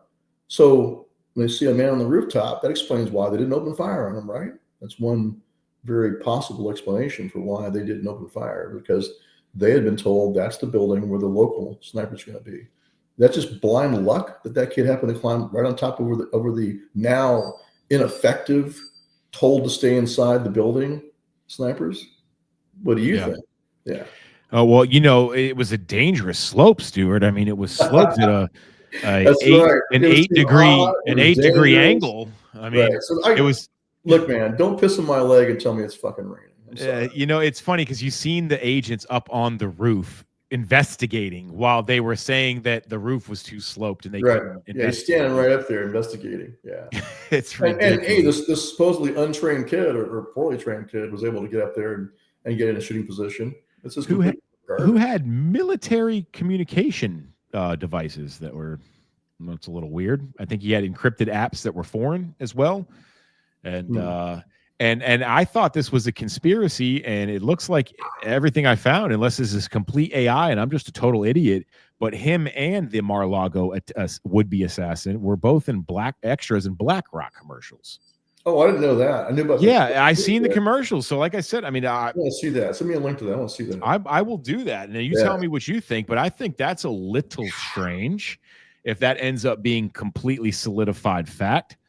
So they're even going to have a Warren Commission style whitewash, right? So when Kennedy was murdered by the CIA, obviously, the easiest way to kill somebody is pull back protection. They just pulled back all the protection that day and left them exposed to their teams that are in Daily Plaza, their assassin teams. But at least that had a friggin' whitewash. Here, you don't even get a whitewash, really. Do you? Yeah. There's no magic bullet. They said, "Oh no, hey, he died, so therefore the investigation's closed." Like, where'd you learn investigation 101? How do you know he was the only, even the shooter, let alone the only shooter? How do you even know? Yeah. Well, how do you know it's his bullet that hit President Trump in the ear? It might not have been. It might have been somebody else. Yep, so that's the whole investigation part. Yeah. From somebody that is versed in the law as you are, what is your opinion about the J6 committee? That sham committee, the TV promotion during your trial. What would you say? How would you sum that act up? What would you characterize that as? I would characterize it as a made-for-TV Stalinistic show trial from the Soviet Union. That's exactly what that was. Just like they did back then. That's what they did with people in the Soviet Union. They would coerce them they would threaten to murder their families and coerce them into public displays of contrition and guilt, and they would execute them. That's what that was. That was our version of that. That's why they hired a friggin' Hollywood guy to produce it. It's just all pure garbage. And Ron Paul, I worked for Ron Paul for a year in Congress, and but he once said that truth is treason in an empire of lies. So that's what's really going on here. This was they total projection. They projected onto us what they did. They committed a coup. They wanted to deflect attention from that coup, and they wanted to stop President Trump. They wanted to disqualify him under the 14th Amendment for being able to run for office again, or put him in prison, or discredit him so much and the MAGA movement so much that he was no longer electable. All of that failed. That's why they had to try to kill him twice. Don't tell me that those weren't intentional. There's like the one in Florida. As an ex-infantry reconnaissance guy, I'll tell you right now, first thing I noticed is like, okay, why is it that tree line where that guy in the bushes, how come that wasn't walked by a dog team? That should have been screened and walked through before the president played. And why is it that his car was sitting over there on the street next to the friggin' golf course for what, 9 hours while I laid in the bushes. No one tried to wonder why this car's sitting here and where's the occupant at. So it's just complete garbage. There's no friggin' way you would let someone go out there and expose himself like that after Butler, Pennsylvania, when you know that you have lefties all over the country that want to kill him. Yeah. There's no friggin' way. That to me, that was again a pullback of protection. And So, the story with that guy, the Mar-a-Lago guy, man. I mean, him being in Ukraine and out there, it's just such weird shit, man. I mean, just for lack of better words. I mean, probably handled, but like I said, so you handle a shooter or a patsy if you have multiple teams, but then you just make sure that the target's exposed. That's the easiest way to kill somebody. The same thing they did with JFK. Yeah. You know, that's how I know that was obviously a plot. Lee Harvey Oswald had no authority to order the Secret Service to not ride on the running boards, right, next to the president, like they had done the day before in Houston. They were pulled back and told to ride on the follow car instead. The 2 motorcycle cops that were riding next to him in Houston on that day in Dealey Plaza were told also to pull back and stay behind the limousine. So he was exposed. And then they ordered the local Dallas PD and Dallas Sheriff Department to stand down. They told Dallas PD, we don't want any of your undercover officers in Dealey Plaza. Keep them all out. We don't want them in there because they might screw up our plans, right? They might be alerted to someone looking hinky, it's like an assassin screwing a gun together, for example. So they made sure they were all pulled back. But the sheriff was told to stand down entirely. He told all his men, they formed up in a formation to salute the president as he drove by before he went down to the Dealey Plaza. But all his men were standing there in formation instead of being deployed out. But who ordered, Harvey Oswald could not order any of that done. So same thing with Cook. There's no friggin' way that was he just happened to land on the roof where the snipers were posted inside underneath him to cause a deconfliction issue with the Secret Service snipers. They're looking at that guy on the roof. They're figuring, well, it must be one of the local guys. That's who has that building, is the local SWAT team. It must be one of them. So that's what I think happened. I think they didn't realize it was a bad guy until they opened fire. And they pretty much cleaned the scene up, right? They didn't preserve the scene. They just cleaned it up. We've seen completely that against all, preserving the evidence guidelines. I'm sure they learned. Hey, that reminds me of Bundy. No, it reminds me of Waco, actually. Yeah, same thing. The crime scene is bulldozed. All the parts are dispersed. Yeah. So that happens over and over again in our history. Yeah. History repeats itself, doesn't it? It does. Well, or at least it rhymes. Like I think it was, who was it said that? Now I'm drawing a blank. Anyway, yeah. Who would you say? Now you gave Kelly Meggs a lot of props, because of the pressure they put him under. All of them were honorable. I think Meggs, Harrelson, Watkins, all of them could have gone home. All they had to say was Stewart Rhoads told us to go inside. They'd have been felons still, like the other guy, Josh James and Todd Wilson, but they would have gone home. Yeah. Yes. Yeah. I think that speaks greatly to their character. They deserve props. Yeah. Oh, 100%.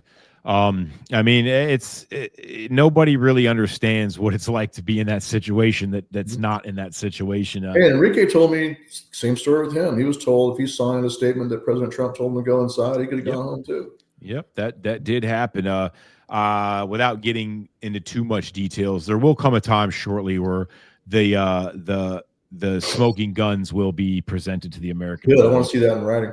Have you ever filed any FOIA requests on your behalf? Not yet. I want to get my pardon first. That's what I'm focused on. Okay. So with me, they didn't directly make that offer because they probably knew I told them to go pound sand. So, but there's that'd be the only deal I could have made. I get that letter. It says you want to make a deal, you have 10 days or whatever it was. And the only deal I could have made would have been a turn against President Trump because I was at the top of the Oath Keeper pyramid. Everybody below me was encouraged to turn against me, and they would have wanted me to turn on President Trump. Sure. So that's why I was in solitary confinement all that time. It's like all the rest of us trying to coerce us. What was probably were you ever treated like completely unfairly by the BOP or any jail that you were in? Yeah, solitary confinement for every year. for pretty much no reason. Did they ever give no you a reason? at all. Yeah, because I got my only priors are speeding tickets. Yeah.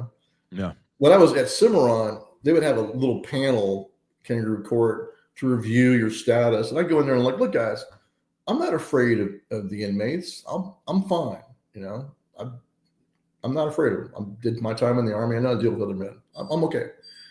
Oh, no, you're too high profile. If something were to happen to you, it could be a problem. That's what they said. That's their first excuse. Mm-hmm. And then it turned into, well, we don't want you influencing the other inmates. It turned into that too. So I heard different excuses everywhere I went while I'm in solitary confinement. But they basically just told me, you're too high profile case. And they basically said the U.S. Marshals have told us to do this. And who tells the U.S. Marshal to do that? The DOJ. The DOJ. Yeah. Yeah. Specifically Merrick Garland's office, but I digress. Yeah. They all work for him, It's funny because at Alexandria, I was before trial, I was in, administrative segregation, solitary for, I think, almost 3 months. And at first they told me it was because, I was high profile J6. And then when I finally sat down with, I guess it was like a case manager of the jail, she told me it was because we're so close to the Capitol building. Mm-hmm. That's why I was in solitary confinement, because somehow I'm going to break out and go back to the Capitol. And you're going to lead I guess get rearrested and beat up by the cops. So, it's interesting. We were talking before about how you're mentioning that us being in that situation is going to help bring light to it for other Americans that they can understand. This has been going on for a long time. But when Ivan and I went into the Congress to go advocate for Jeremy Brown's release, we went down for lunch in the cafeteria, and this young black girl walked up to us. And she's like, "Hey, just to let you know, I'm a local reporter, and I kind of talked to you." I said, "Sure, have a seat." So she sits down and she tells me, she said, "I've been working the DC jail beat for 10 years." She said, "For 10 years, we've been trying to improve the conditions inside that fucking jail." She said, "Nothing has been done in 10 years until you guys showed up." She said, "You guys being in there caused change that made a big difference for all the other people that are in there whose families have been advocating for over 10 years for them to have better conditions, better treatment, better food, better conditions." And she said, that's, one of the good things that came out of this is that. And I heard that from guys in DC jail too. I heard that. You probably heard the same thing. Inmates in there like, man, like when I went back for my sentencing and I was thrown in the hole there, I could, you can yell back and forth a little bit and talk to guys. You're like, man, things are much better. When I got my hair cut by a guy, he's like, yeah, man, conditions here are much, much better after you guys are here. So I've heard that all. Yeah, I do believe that, my personal opinion that is, and it should be the goal now of us. We have seen the underbelly of the beast. Yeah, it's bad. People have been screaming this for years that have been ignored, not been taken seriously. I think we owe it to all the men that we've encountered that are sitting in federal prison right now for sentences that they do not deserve, with ghost guns and ghost dopes and unconstitutional sentencing for crimes that aren't even real. The federal system, ladies and gentlemen, is riddled with men and women that do not deserve to be in prison. Yeah. Overwhelmingly, there are more innocent people in prison, or people that should be out of prison that have paid their debt long ago that are sitting in there right now. I got one for you. So young kid, 20 years old, named Dakota.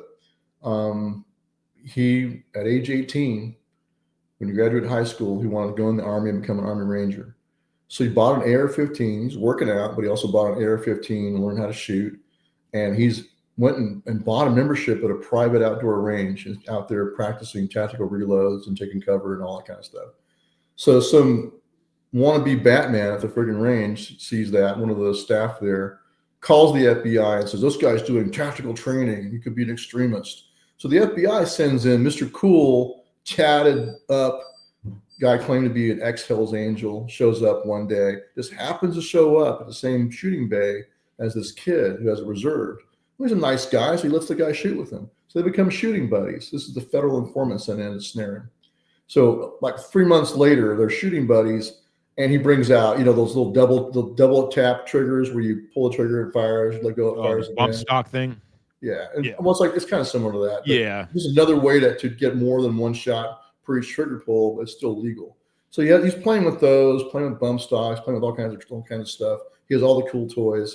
And he's like, "Oh, wouldn't it be cool to have real full auto? Wouldn't you like to have a real one?" And he's like, talks the kid into buying an actual auto sear kit for an AR-15. And so the kid meets him in a parking lot to go buy this. And then, of course, he's swarmed by 20 friggin' FBI and ATF guys in body armor. They take him down and they paint him as this horrible extremist and everything else across the news, potential active shooter, terrorist, or whatever. So now he's in prison for possession of a unregistered full auto device, and I think he got like 8 years in prison. Now he freaking hates the United States. His grandpa was from Russia, so now he wants to immigrate to Russia and go back where his grandpa was from. And that's his nickname in prison was Russian. Russia. Yeah. Yeah. But now what good to do society to put him in prison? None.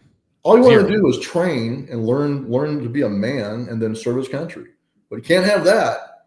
So they went and railroaded him and trapped him into making a crime that didn't exist. There's no way he was going to go out there and find full auto, devices on his own. Just this guy trapped him. It's crap. That is unbelievable. And in the federal system, it's like one case of many. There are so many cases like this of people serving years in prison for nothing. And that's why I don't want like Bongino and Patel, like, we're going to send all our FBI agents all over the country to go help crack down on crime. I was like, what the heck? We don't need more FBI in our communities and trapping more of us, because they're going to keep doing what they did to that kid. That happened during the Trump administration. They drive on as business as usual. That's the problem with not firing them all. It's driving me crazy, man. It really, I mean, that's it's like a cancer. But man. Please, the Bongino and Patel nuthuggers out there are driving me nuts. You got to give them time. I was on that, but they keep dropping the ball on obvious layups. Right. That's the part that's I agree with the give him time, but when you have an opportunity to make a real easy layup and you're just making an excuse, I'm gonna have to go ahead and assume that this isn't fucking for real. Only because I've been let down so many times by these people. Right. Where's the investigation in the Butler? Where's the investigation in Ashley Babbitt's murder? That guy got an auto pen pardon, right? So he's back on the hook now. He should be investigated and friggin' prosecuted for murder, right? So where's that or manslaughter at least? Where's that investigation? Where's the investigation into the pipe bomber, the mystery pipe bomber that no one still can find?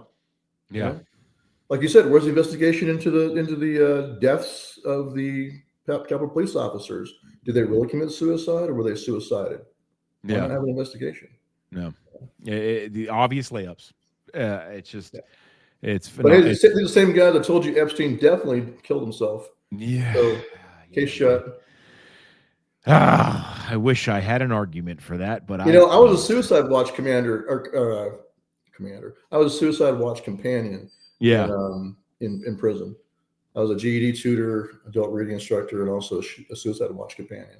And when a guy's on suicide watch, you watch him. You have to sit there and stare at this guy for a 6-hour shift through plexiglass. You're looking at him the whole damn time, and you're taking notes every 15 minutes of what he's doing.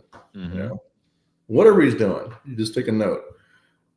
That's what you do on suicide watch. If he can kill himself, he wasn't on suicide watch.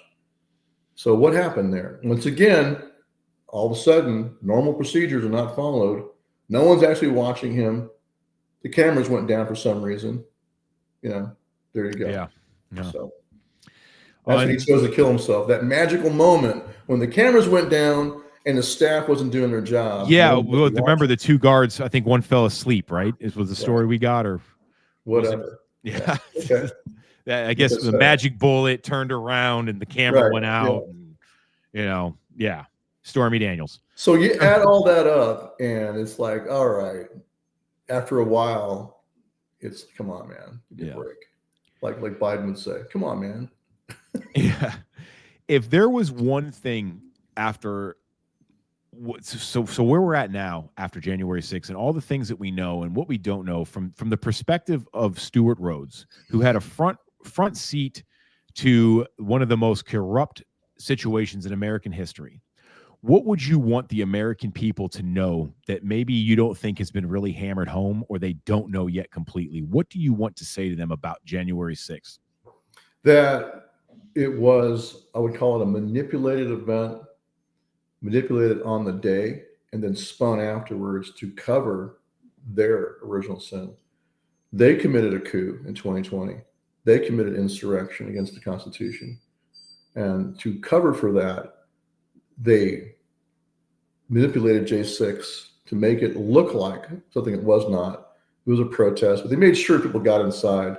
They made sure people fought with the police by having the police use excessive force and also having agitators in the crowd. They made sure of all that. They made sure the windows got broken.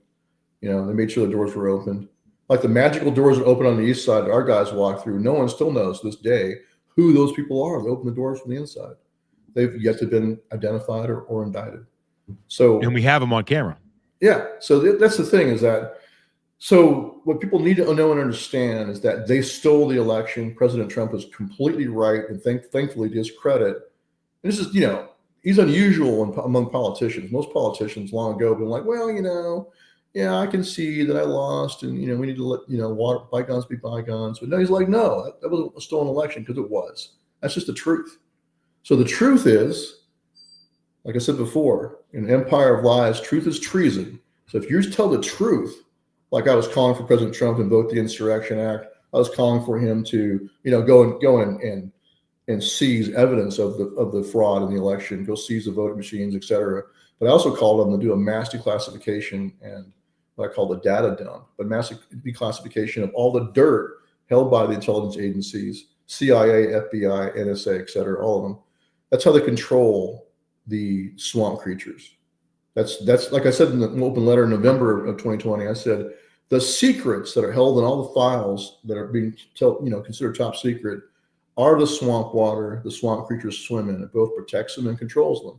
So long as they do what they're told, they all become millionaires, right? Pretty good life. Yeah. They're in on the grift. If they get out of line, though, they can be destroyed because they have the dirt on them. Same reason why J. Edgar Hoover was there for life as an FBI director, because everyone knew he had files on everybody. No president dared try to fire him. No one dared to try to cross him because he would expose their dirt that he had. That's exactly the same thing's going on now, but times 1,000 because of the technological advancements since then. Edward Snowden was blowing the whistle on, right? So President Trump, unlike Snowden and unlike what's the guy's name from WikiLeaks, Julian Assange, those men were trying to expose the corruption and the unconstitutional actions of our government by exposing things that were classified, right? So they got sent to prison for that, or on the way to prison for that. President Trump, though, because he's commander-in-chief, can declassify anything he wants, period. No one can stop him. No one can stop him. So that's what he should do. I called for that in 2020, and right now, that is the most direct, most effective way to take the deep state down is exposure. Declassify all the dirt, throw all the skeletons out in the closet, let everyone see who's on the take from what government or what entities, who's a pedophile, all their crimes they've committed, insider trading, whatever it is, the dirt's there. That's how they're controlled. So it's there somewhere. That's what Epstein was doing. He was a friggin' blackmail operation. That's what he was doing. Yeah. He was working for Mossad and I believe also for the CIA. And they all work together. All the Five Eyes around the world work together. So. Well, I mean, I think, I never really heard that that proposal for a massive information data dump. And, as I'm sitting here thinking about what you just said, I think you're right. I think this might be the only way. It is. I believe it is. Rip the fucking Band-Aid off. Yeah, that's why I was excited to see Tulsi Gabbard going in there as DNI. I think she could do it. She should be motivated. Look what they did to her and her husband. They were innocent. They didn't deserve that, and that's dangerous. That's very dangerous. I really hope that. I hope that somehow she hears about that idea. And I'm not trying to claim that I'm some kind of brilliant person. It's just that it's an obvious power of the commander in chief. He has the power to declassify, and he did a few things. Around the way out the door last time, he declassified a few things, but it was too little, too late. Yeah. Now he has. For years, he can do it. But here's the thing: the longer he waits to do that, the more more evidence they're going to destroy. So if he does that, like I told him, I said, back in 2020, I wrote that letter. I said, man, if I were you, I'd just use the military. Go in there, kick all the CIA out of the building in Langley. We're taking this over. Freaking U.S. Marine Corps, U.S. Army, use SOCOM troops. Get out of the building. We're taking it over. Now we're going to have military intelligence take command or take charge of all that data and help him sort out legitimate national security interests will be protected, but everything else we're going to declassify it and show it to the American people, just like WikiLeaks was doing. In fact, he should have used Julian. He should have pardoned Julian Assange and used Julian Assange to help him do it. That'd be awesome. Well, it's not too late. And pardon Ed Snowden too, for that matter. Oh, absolutely. Yeah. I would say that I am a little upset that has not happened yet. Yeah. So this is the problem: is that President Trump, I believe he has good intent. I think. Well, when he got shot in Butler, that was quite an eye opener. Yeah. First, obviously, he knows it. The hand of God was on it. Mm-hmm. He was saved. 100%. That was an act of God. He just happened to turn his head just a fraction of an inch at exactly the right moment. Second, he acted like a man. He showed courage. Mm-hmm. And calmness under fire. You got to go back to like George Washington or Teddy Roosevelt or Andrew Jackson for that kind of cool under fire like that. I don't think. I mean, as far as I know, historically speaking, I don't think there was ever a moment in American history where someone triumphed like that, on stage, on camera. Teddy Roosevelt was pretty good. Yeah, Teddy. I'll give you one that he did. The Rough Riders. Someone tried to assassinate him, shot him in the chest, but it happened to hit like a little notebook in his pocket. Oh yeah, that's right. And it didn't. He was bleeding, but he got up. This is when he's running as a bull moose candidate. He's like, it takes more than a bullet to stop a bull moose. That's pretty studly. Yeah, and he gave his freaking speech. There it is. with a bullet in his chest. Yeah. So yeah, but hey, man, like you said, you can't fake that, and that's why, like in my unit in prison there at Cumberland, when that happened, and all the guys watched the replay, and they're like, "Oh, damn!" They're like, "Damn, Trump's a legit OG." Yeah. Oh yeah. Gangster. He gained respect. So because otherwise they were like, "Oh, he's a tough talking." They liked him because he's an independent businessman. He speaks his mind. They like all that, but he showed physical courage. Yeah. More than most are capable of, in my humble opinion. Yeah, absolutely. So that's when he won the election right there. He won the working class man, the black male vote, Hispanic male vote, white working class vote across the country. He won the working class vote, especially among men.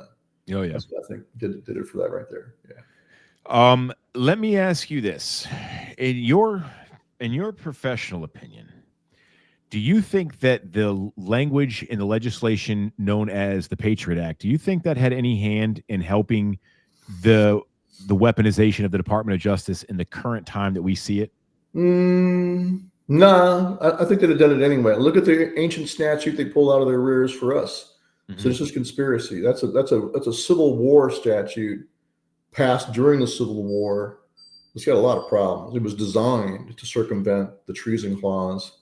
And the treason clause says that if anyone accused of making war against the United States, treason is defined as making war against the United States or aiding against enemies, and it requires two witnesses to the same overt act. So it has an act element and requirement two witnesses or confession in open court.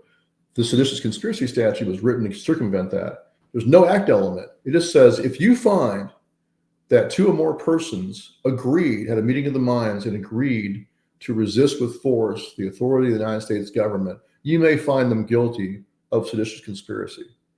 So that has all kinds of problems under constitutional law. Number one, like I said, no act element. But two, it's what we call both unconstitutionally overbroad and also unconstitutionally vague. It can reach free speech, and it does. And it's so vague. How do you know what that standard even means? So, like, for example, let's say you and I are having beers, and we're like, man, I'm a hardcore 3%er gun owner. They're not going to get my guns unless it's from my cold, dead hands, or we're going to get them bullets first. And I've heard guys say that a million times. And you and your buddy say that, and your buddy goes, "Oh yeah, man, I agree." You just now had an agreement, a meeting of the minds for the two of you to resist with force the authority of the United States government someday when they come to confiscate your guns. So that's the problem with those statutes. These are old Civil War statutes that were designed to violate the Constitution that are still there. And unlike other statutes, like in the Brandenburg versus Ohio case, was a KKK leader who was indicted under a state law against syndicalism, which is what they were using in the states to go after the commies, right? So they used that against this KKK leader, and back then the ACLU actually cared about free speech, and they came to his defense and said, hey, this is free speech. So the Supreme Court ruled and said, hey, okay, unless and until he crosses the line to advocate for imminent violence against a particular person, for example, that's also likely to occur, unless he crosses that line, that's an actual crime, this is free speech. That's what the Supreme Court said. That instruction never got to the jury. I sent my lawyers multiple notes saying, hey, you need a Brandenburg instruction. They ignored me. All the attorneys in there ignored me until after our trial was over. Then they added into some post-trial stuff. But the judge knows better, and he didn't put that in the jury instructions. He made sure that wasn't in there. The jury had no idea. If you would ask those jurors, you ever heard of Brandenburg versus Ohio? You ever heard of the standard of imminence for unlawful activity, otherwise it's protected free speech? No, they never heard anything. Instead, here's what they were told by both the prosecution and also the judge in his instructions. They were told, you may infer an implied conspiracy, an unspoken conspiracy to have been formed as the Oath Keepers walked up the steps to commit seditious conspiracy, to obstruct official proceeding, et cetera, et cetera. You may find that you can infer an implied conspiracy, unspoken, and you may use their speech, everything they said, as state of mind evidence to so find. That's an open invitation to the jury in DC who hates you because you're a Trump supporter to find you guilty because you're a Trump supporter. That's what they did. Yeah. They used my speech against me. I was found not guilty of 2 charges, oddly enough. But I think the jury believed that my open letters to Trump themselves constituted a crime because I was proposing to the president that he invoked the Insurrection Act. And I think in their heads, that means that President Trump was being invited to participate in an insurrection. That's what I think the jury was thinking. Well, I mean, the prosecution led them into that thought process that they presented unfairly and completely out of context the information they would need to draw that conclusion. Yeah, and the boogeyman in the room, that the 500-pound gorilla in the room was President Trump. They wouldn't say directly, but they would infer, and once again they would infer that President Trump sent his followers to attack the Capitol. That was the underlying tone beneath everything. So they were showing video of people fighting the police that had nothing to do with us. And my sentencing, they paraded some of these officers who've been injured by other people. And that's why I told the judge when I got up, it was like one thing I told him, I said, this is surreal. It's like something out of Kafka. Kafka's The Trial, where you're parading people that have nothing to do with any Oath Keeper on J6. None of us interacted with any of these people. None of us assaulted any of these people or fought with any of these people. So why are these guys testifying at my sentencing? It's just crazy. Did you have any Mike Fanone finesse in your case? Did he show up to your case at all? I can't remember. It was kind of a blur. But they, of course, paraded Harry Dunn. Mm-hmm. I think he might have been there. They also had Nancy Pelosi's chief of staff got up and testified in my sentencing. Like, what the heck? Why is she even there? What do I have to do with her? Oh, because our guys were helping Harry Dunn outside of the speaker's office when she was already long gone. But, they're like, oh, they were trying to hunt down. They accused Kelly Meggs. He was joking about after the fact. Someone asked him if I forgot what they asked him. But did you find Pelosi? And he made a joke about it. No, we were looking. He was just joking. But they use that against us. Every joke online. I mean, look, here's the bottom line. All across America right now today, Americans are saying things that are no different than what we said. And anything you say out there that they could twist, they could do the same thing to you, accuse you of seditious conspiracy or conspiracy to obstruct an officer or whatever. Whether you're a for or against any current protests that are going on right now, the bottom line is a nasty, disgusting prosecutor, and almost all of them are, 99.9% of them. They do this every day. They lie all the time and support perjury every day. They'll have no problem if they want to, if they feel like they can get away with it politically, to spin something you say in a chat group as evidence against you and use it at your trial. If you've done to us, you've done to you. So. Oh yeah. Yeah, it goes back, ladies and gentlemen, the indict a ham sandwich, the process that allows that phrase to be truth Yeah. is the grand jury indictment process. It's absurd what happens behind those closed doors. And you don't know until you have an indictment by the federal government against you. And the trial jury too. No. Like, we were not allowed to change venue. We were not allowed to move any of our trials outside of DC. Okay. So, and the judges themselves described the people of DC as the victims on January the 6th. So they're saying everybody who's a resident of DC was victimized, including them, because they all live in DC too, right? Mm-hmm. But when you go for venue change, they don't give it to you. So they're insisting on drawing the jury pool from the victim pool. That's step one. That should never happen. It'd be like you're being accused of robbing a Walmart on one night, and then they went and found all the people that were in the Walmart that night that the mean man with the gun and the ski mask pointed a gun at, and they put them on the jury panel. Well, in the Proud Boys trial, anyone that watches or follows the Proud Boys, that we're staunchly against drag queen story hour for kids. I think any American in the right frame of mind will support us in that notion. You're extremist, right? They allowed the DC organizer for the drag queen story hour for kids was the lead juror in the Proud Boys jury. Wow. Okay. The lead juror. And while they were on the trial, the drag queen story hour promoter organized one down the road from the courthouse, made it a big deal, and had the Proud Boys show up to create a scene, and then lied and said that they were being targeted by the Proud Boys when they're the ones that attacked them for showing up to their drag queen story hour. Then on that Monday, and on that Monday, that was the lead juror that went back to the jury to be a juror against the Proud Boys. Wow.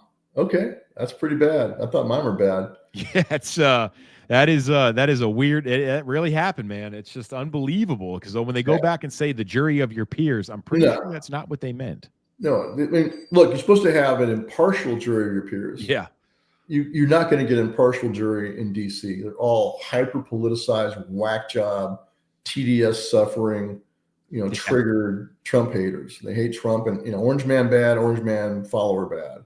That's where you start off at. And they see themselves as the victim of J6. And they all, did you watch the J6 Select Committee? Oh, yeah, I watched some of that. Oh, well, can you set aside what you saw in that dog and pony show, completely produced Hollywood production, stack of lies? Oh, sure, I can set that aside. Yeah, whatever. So the judge would rehabilitate them. Can you set that aside? Your absolute hatred for these men, desire to see their testicles in a vice. Oh yeah, I can set that aside. Yeah, whatever. Yeah. Well, Stewart, this has been a great interview. I want to give you the last and final word to anything you need to say, anything you want people to know. Have at it, my friend. What I would say is sadly, unless we purge the deep state out now, while President Trump is still in office for the next 3 years, they're going to come back 10 times worse or 100 times worse.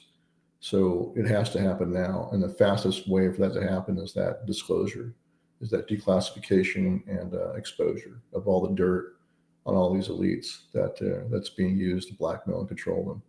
So that it's kind of like Doge. I mean, that's what Elon Musk did when he bought Twitter, right? He exposed the inner workings of the FBI and CIA sitting in, and DHS sitting in on meetings among staff, deciding who, to ban and what speeches verboten. I mean, that was what happened. He exposed it.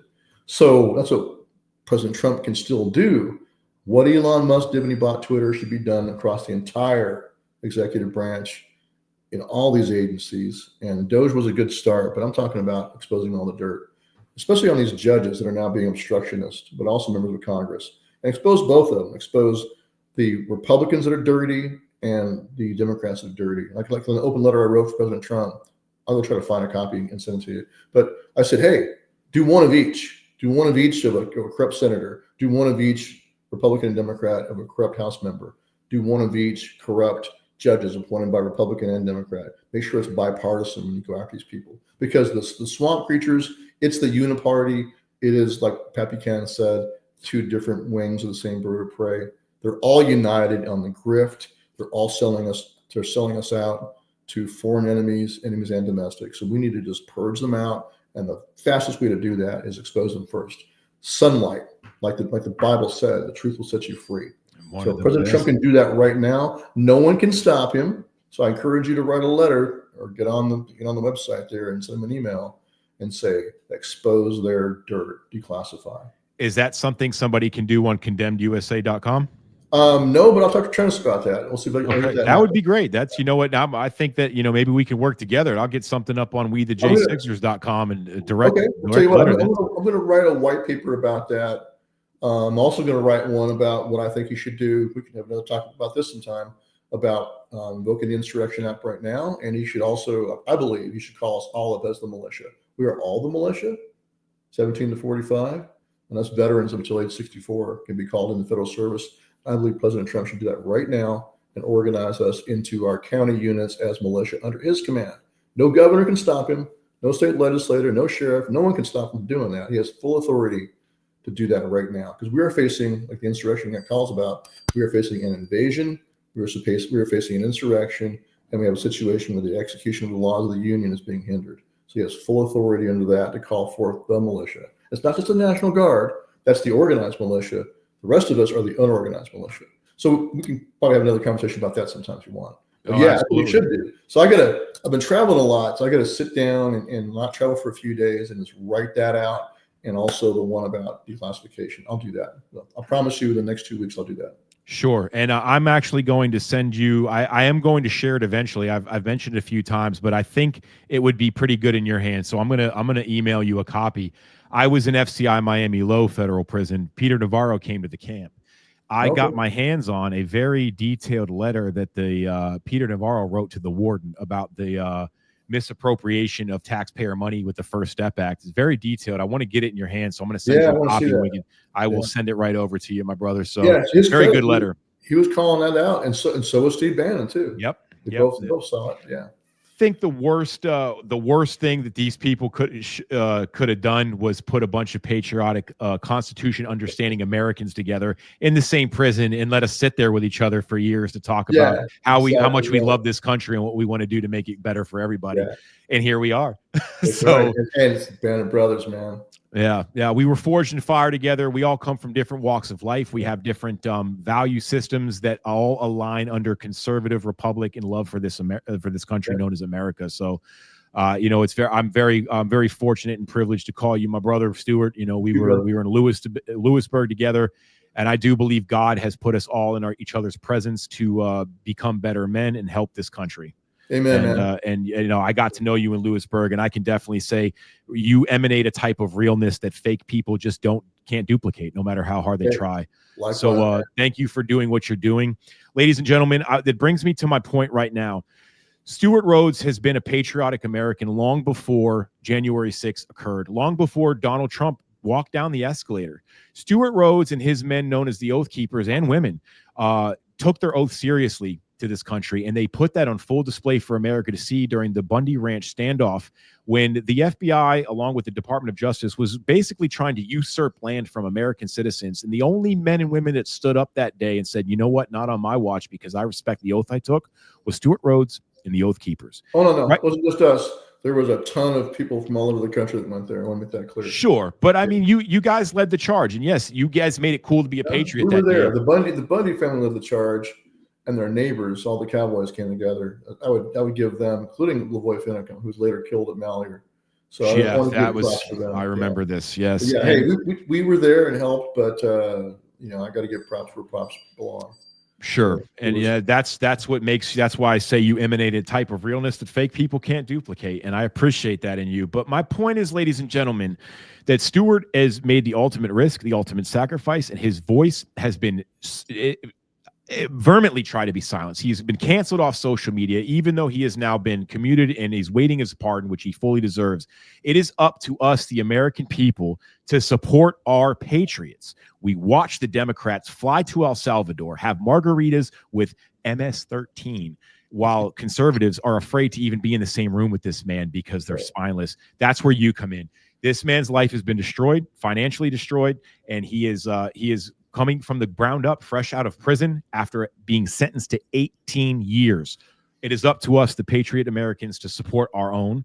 And you can do that at givesendgo.com/GAF5B. It's right there scrolling on the ticker. Write it down. We have to support our people, because if we don't, who will? Not our conservative politicians. We learned that the hard way, unless their name is Donald Trump. So, Stewart, I really appreciate you coming on here with WeTheJ6ers.com. Your voice has been an inspiration for a lot of people to pull their bootstraps up and say, you know what, I'm a proud fucking American, and I refuse to apologize for how great this country is, and I remember the oath I took. So thank you, Stewart. Thank you for being here, brother. And I will send you that Peter Navarro letter to the warden of FCI Miami. That was fun. Hey, anytime, man. Gotcha, brother. I'll give you a call here in a bit. And hey, thanks. Tell Enrique thanks too for having us on his space. 100%, man. Absolutely. God bless you, brother. Ladies and gentlemen, please take the moment to support Stewart Rhoads, because Stewart Rhoads has supported this country, and I love this country. Therefore, I love Stewart Rhoads, and I love what the Oath Keepers represent. We have come to a crossroad, ladies and gentlemen. If we do not show up like we did on November 5th to these midterms and these primaries, Hakeem Jeffries will be the Speaker of the House, and they will usurp and stop the America First agenda before it even gets off the ground. Get involved in these primaries, ladies and gentlemen, okay? Take the time to go to our page. It's a brand new page for the show on X here at The American Rise. You see it on the screen. It's in the title. Please take the time to follow us. It's only a matter of time before we will be canceled. We will be censored. And we rely on you guys to support us when we go off, to rebuild and come back, because we will not shut up. Again, Stewart Rhoads, givesendgo.com / it's coming up here on the screen right now. Givesendgo.com / GAF5B. Ladies and gentlemen, support Stewart Rhoads. Let's help this patriot out. God bless you all. And remember, ladies and gentlemen, unless you play for the NFL, there is never a reason to take a knee to communism.